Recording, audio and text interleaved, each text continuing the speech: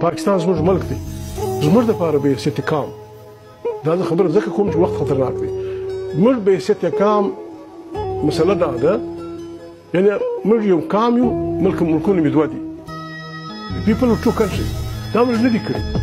دا تاریخ یو جبر کړی دی تاریخ موږ سره تقسیم کړي نو اوس په ژوند څنګه سره تېرو ژوند دا رنګه تېرېږي پاکستان د پاکستان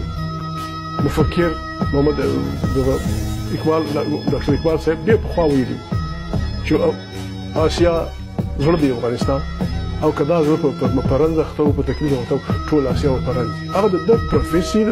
هغه ټکي ثابتېږي نن په افغانستان کې ګډوډ دی ګډ خطه و ډېر خطرناک جنګ ته برابره موږ د پاکستان د اوسېدونکو په حیثیت پښتانه پښتونخوا ملي پارټۍ موږ دا واضح اعلان کوو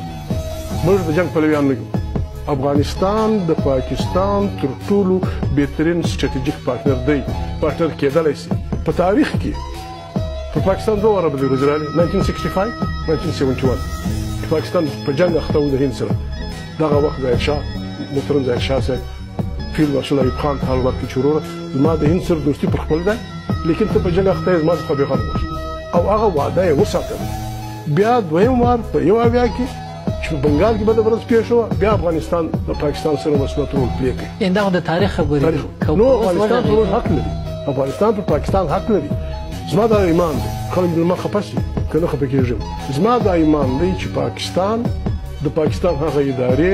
چې هغه وخت یې د امریکې په مشري کې د دې جنګ مشري کوله چې دوی مهرباني وکړي د افغانستان سورنیټي ومني د افغانستان 80% شخړې قرارېږي